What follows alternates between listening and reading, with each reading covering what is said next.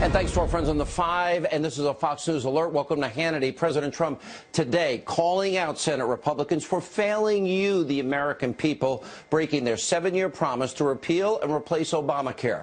Kellyanne Conway, Dr. Sebastian Gorka, Rick Grinnell, Joe Concha, Lou Dobbs, Tommy Lahren are all here with reaction. But first tonight, the Senate Republicans have failed yet again on health care. But there is a free market path forward.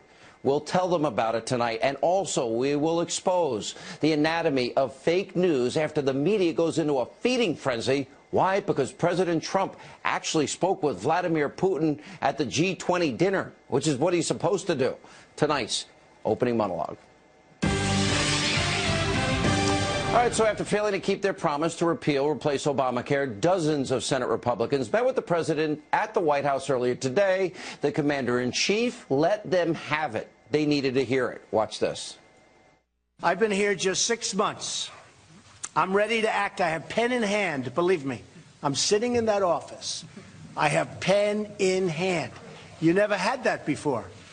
You know, for 7 years, you had an easy route. We'll repeal, we'll replace, and he's never going to sign it. But I'm signing it. So it's a little bit different. But I'm ready to act. For 7 years, you promised the American people that you would repeal Obamacare. People are hurting. Inaction is not an option. All right, the president is 100% right. He's frustrated. I'm frustrated. I'm sure all of you are frustrated. And you know what? We all have every right to be frustrated because these Republicans have let us down. But tonight, instead of looking backward, I was pretty angry last night. I won't be as angry tonight. I'm going to offer them free market capitalist solutions that even a U.S. senator should be able to understand. Now, the Republican Party, aren't they supposed to be part of the Freedom Party? Don't they believe in capitalism, free markets? Isn't it time to start embracing the things on the campaign trail that they say they stand for? For example, I have interviewed a doctor in Wichita, Kansas. His name, Dr. Josh Umber. He runs Atlas MD. He runs one of the most cost-effective medical practices cooperatives in the country. Now, here's Dr. Umber explaining how this great system is working for people. Take a look. The idea is direct primary care, which is the new model going forward, where we don't take insurance because we don't need insurance for the common things. Our care is $10 a month for kids, $50 a month for most adults for unlimited visits, no co-pays, free office procedures, and up to 95% savings on medications, labs, imaging, etc. by going wholesale. You get that? 24/7, 365, access to your own doctor. You even have your doctor's cell phone account. Add to that a catastrophic plan. Now, that with a high deductible, God forbid you have a heart attack, you get cancer, you have a bad accident, you're fully and completely covered for so much less than what you're paying now. This is the type of real solutions Washington is needing. Government, it's never the solution. The free market is. Capitalism is. Now think about how miserably big government, Obamacare, has failed everybody in the country. Remember, we were all supposed to save, on average, $2,500 per family per year. Well, the opposite has happened. Premiums have gone up everywhere. It's gone up between, what, $5,000 and $8,000 since Obamacare is implemented? Okay, people can't afford that. Then the promise, keep your doctor, keep your plan. One of the biggest lies ever told in American politics. So instead of trying to fix and tweak the disaster that is known as Obamacare, which is in a death spiral, okay, Republicans, it's time to offer up conservative, free market, capitalist solutions for the American people. More choices, more freedom, more free market competition. And that means letting customers buy insurance across state lines. Let it take it job to job. How many years have I been talking about healthcare savings accounts? The Cato Institute years ago, Patient Power, Goodman and Musgrave. They wrote a great book about health savings accounts, how beneficial it is to the American people. Add to that price transparency and getting rid of strict, unnecessary, burdensome government mandates that all drive up costs. In other words, the opposite of Obamacare. Now, our friend Senator Ted Cruz, he offered up a great out-of-the-box amendment, which allows people to buy health insurance plans that they want instead of what the government is dictating, the kind of coverage you must have. It's simple. You know what you need a lot more than these bureaucrats in Washington. And according to a new HHS analysis of Senator Cruz's Consumer Freedom Amendment, enrollment would actually increase more under his plan than it would under Obamacare, being forced to do it by 2024. Premiums would be dramatically lower, meaning that, God forbid, you get sick, you get hurt, you need to go to the doctor, you actually could use your plan, which so many people cannot do. Now, ideas like these, this is what Republicans need to start getting behind. And you know what? We're going to put them out there because, in spite of yourselves, we're not going to let you fail the American people that are suffering. And frankly, Republicans, you need to answer a simple question going forward. Do you want to be the party of freedom? Do you want to be the party of liberty, free market, capitalism, or not? You say you do. It's as simple as that.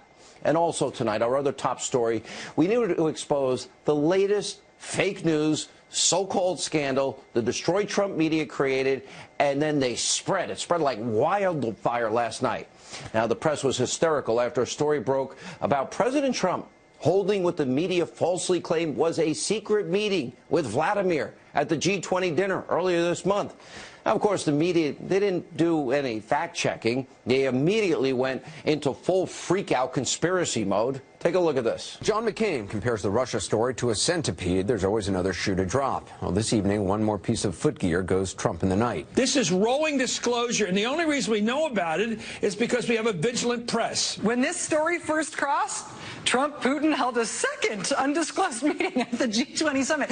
When these headlines started to cross tonight in our newsroom, it caused an audible, oh my God. Donald Trump believed there was a VIP section at the dinner, and the VIP section was not between the wife of the president of Argentina and the wife of the prime minister of Japan. This is just beyond pathetic. You know what? Once again, it exposes just how lazy, agenda-driven these so-called journalists are. Now, first of all, look at this photo. Look at this head photo. This wasn't a meeting, and it definitely wasn't secret. The conversation happened at a G20 dinner in front of world leaders, the media, and other guests. And what's worse is the media, they were allowed into the room a few minutes before the meal began. You're looking at the video that they shot. The media was in there. So how can you possibly say the meeting is secret or undisclosed? And there's also pictures that prove just how conspiratorial the media really is. Look at the bottom of your screen. President Trump, he's seated next to the wife of Japan's prime minister. And at the top of the screen, there's Vladimir sitting next to our first lady, Melania Trump. Now, according to the White House, at some point during the dinner, Donald Trump did something so shocking, that's never happened before. He actually walked over and talked to another guest. In this case, Vladimir Putin, who was sitting next to his wife. And guess what? President Trump and other leaders, they also got up. They also talked during the dinner. That's the entire point of the G20 summit. Now, look at all the people that were there. Just look at this. And I know the black helicopter, tinfoil hat conspiracy theorists, they're foaming at the mouth. They're bubbling over in hysteria. But it took all of, what, 5 minutes, less than 5 minutes, for us to completely disprove all of their lies, all of their accusations. Now, the establishment Destroy Trump media is now, they're officially psychotic. These people need to be committed. I mean, if it wasn't so serious, it's actually laughable. They are suffering way beyond Trump derangement syndrome. They need help. And it doesn't matter what President Trump does. They're going to find a way to spin some wild conspiracy web that somehow shows it leads to Russia and collusion. You know, Russia to the media, that's like, you know, dropping Alka-Seltzer in water. They bubble and fizz and they foam at the mouth. It doesn't matter how big the story is. And by the way, wait till next week. They're going to be losing it. Oh, Donald Trump Jr., Jared Kushner, Paul Manafort have been called to appear before Congress. But guess what? If this is the way they want to go, the road they want to go down, let's get these panels to investigate real scandals and real crimes we've been telling you about. The Ukrainian election interference, the Uranium One deal, Fusion GPS, the fake Trump dossier. All right, my advice to all of you, the Destroy Trump establishment media, is simple. You got to stop. Your credibility is already in the toilet. You're a laughingstock. Oh, maybe you don't stop. You know what? Because I'll keep laughing at you, and you can keep embarrassing yourself and exposing that you're a bunch of so lazy, overpaid, rigid, radical left-wing ideologues programmed to do one thing: hate the president. And you know what you're not doing? And this is the shame of all of it, with your 24/7 conspiracy theory TV. You're not helping the American people. You're not talking about how America can become more prosperous, how we can get people out of poverty off of food stamps and create jobs, or talking about how to keep America safe. All you care about is Russia, Russia, Russia. Nonstop. You're psychotic. You're losing it. Earlier tonight, I spoke to Kellyanne Conway, counselor to the president. All right, let's start with health care. I'm trying to put aside my anger tonight and be more solution-oriented. I've known you for over 20 years. We've talked about health savings accounts for 20 years. Yes. I've had Dr. Josh Umber with the cooperative in Wichita that, you know, he's been able to help 400 other practices around the country with these cooperatives. $50 a month, 24-hour concierge care. Ted Cruz's amendment drops premiums significantly. Why, after 7 years, are we having such a hard time with Congress? Today's lunch with the Republican senators showed the president at his finest. It's real leadership to go in there, Sean, and say, I want you to stay in Washington and do your job. What is your job? The president said, I've been here for 6 months.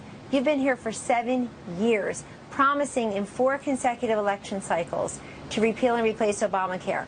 The president's done his job. He ran successfully on repealing and replacing Obamacare. The House bill got passed, and he is waiting right behind me in his office, pen in hand, ready to sign it. So today, he had a very frank but respectful conversation with the senators and basically said to them to do their job and to also recognize that a no vote on the motion to proceed is a yes vote for Obamacare. And really, why are we doing this? We're doing this because of what you just said. We're doing this because Obamacare has failed for many Americans. You have 83 insurers that have fled the exchanges, with a dozen or two more promising to do so. You have premiums that were predicted to go down by $2,500 have gone up by an average of close to $3,000.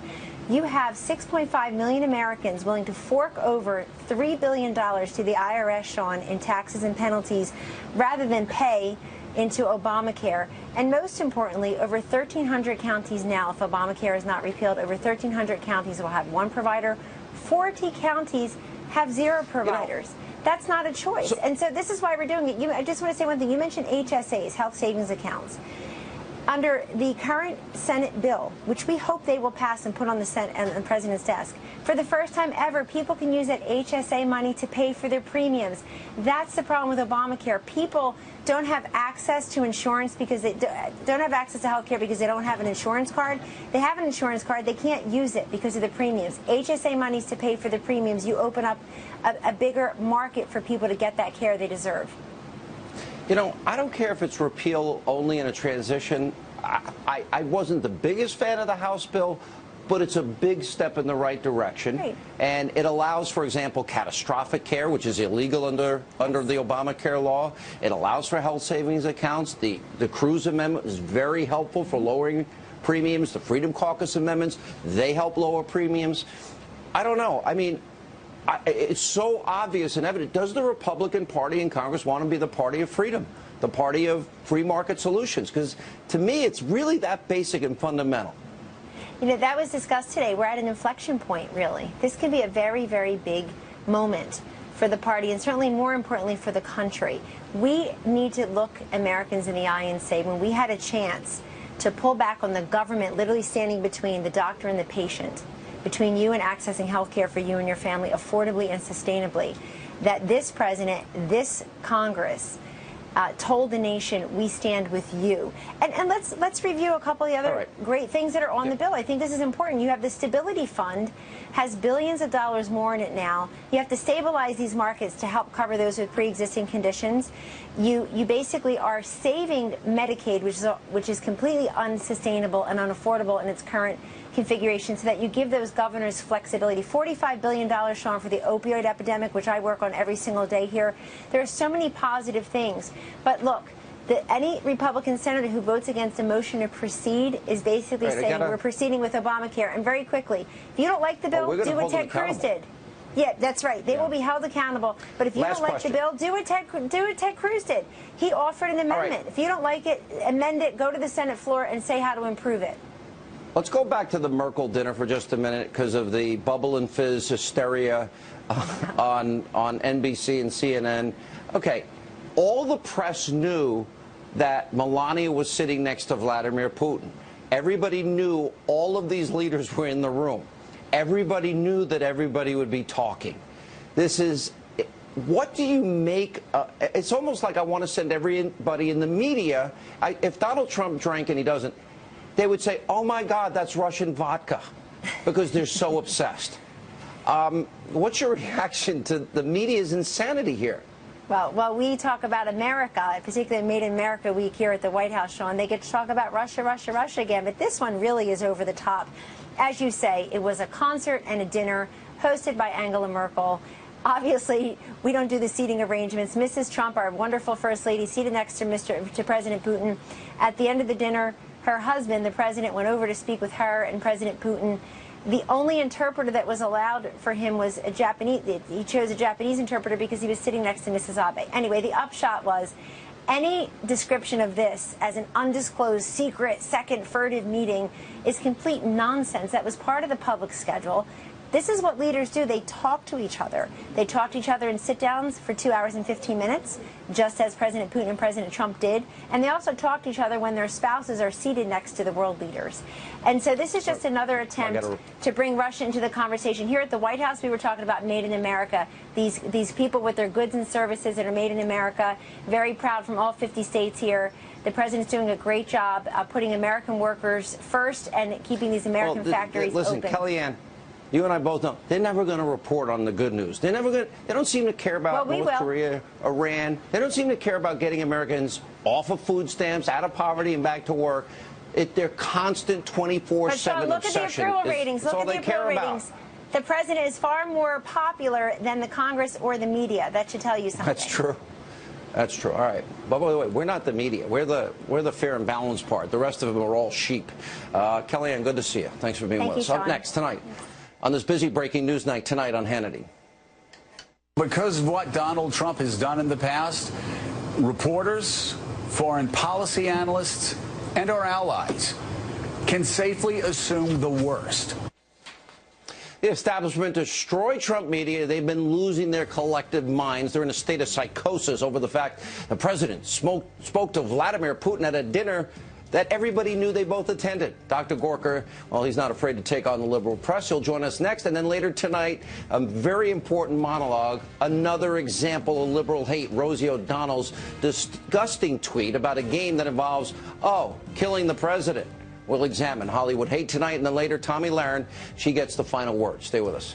It is abnormal and it is not appropriate for his duty, and then not to disclose it only arouses further suspicions about what the hell is Donald Trump's obsession with Vladimir Putin, and why won't he be straightforward about it? Because of what Donald Trump has done in the past, reporters, foreign policy analysts, and our allies can safely assume the worst. They can safely assume the worst of Donald Trump.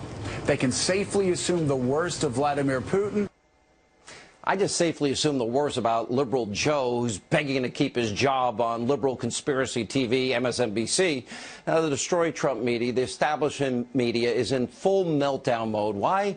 The president and Russian President Vladimir Putin, well, they talked at a dinner everybody knew they were attending at the G20 summit meeting earlier this month. Now, we spoke with the assistant of the president earlier tonight, Dr. Sebastian Gorka. All right, Dr. Gorka. All right. Everybody in the media knew who was in the meeting, right? There's no surprises here. I spoke to the president. The president told me the media knew all about it. They were outside. This was an opera meal event, the goodbye for Chancellor Merkel hosting these heads of state with their wives. Again, a massive nothing burger, Sean. So at dinner, is it really unusual to talk to the other people that are at dinner, or did I grow up in a very strange environment, or should you only talk to the people that you're seated next to only? No talking to other people? So that's an excellent question. Can I break a story on your show, Sean? Of course. Maybe CNN doesn't know. Maybe the New York Times doesn't know. Maybe the fake news industrial complex doesn't know. But John F. Kennedy met with Khrushchev. It wasn't Hamburg. It was Vienna. It wasn't 2017. It was 1961. But they actually met. The head of the USSR met with the American president. Not only that, FDR, historic president, met with Joseph Stalin at the Yalta Conference. It's what presidents do. You know what I want to know, Dr. Gorka? I want to know, and I think this is the very important question. We got to get Liberal Joe and Mika on it first thing tomorrow, is whether or not they serve vodka. And then if they did, we got to know if it's Russian vodka. And if it's Russian vodka, was it tainted in some way? And did Donald Trump take the first sip of alcohol in his life? That's what we need to know. Can I tell you how we react to these stories here in the White House? We love it. I hope you laugh. We love it. You know why? Because it's just an indicator of one thing. They are desperate. They're desperate. We've recaptured Mosul. Illegal immigration is down. Kate's Law passed in the House. The economy is breaking records. And this is what they want to talk about. This is how you have articles in Vanity Fair that CNN is collapsing, that Zucker is going to lose his job. That's their own fault because they created a crisis of credibility for their own lack of news. My next question is, all right, so you have this beatdown in the media. I mean, it was brutal. When you talk about the Cartoon Network and 50-year-old reruns of Yogi Bear, Hey Boo Boo, beating picnic baskets, beating CNN fake news, have you been invited back? Do they want you on their programs anymore? Not yet, Sean. I think they're licking their wounds. Not yet. When they want to talk about real news, I am ready and waiting. My team is ready to book me. All right, Dr. Gorka, always good to see you, my friend. Thank you for being with us. All right, when we come back on this busy breaking news edition of Hannity, more reaction to the media meltdown over President Trump speaking to Vladimir at the G20 summit. Joe Concha, Rick Grinnell, they'll weigh in. Also tonight, Rosie O'Donnell, more left-wing hate, tweeting out a sick game about pushing the president over a cliff to kill him. These antics are not funny, especially after what happened to Steve Scalise and a hit list against Republicans. I've got a mini monologue about Hollywood hate. Also, conservative political commentator Tommy Lahren will get the final word tonight as we continue.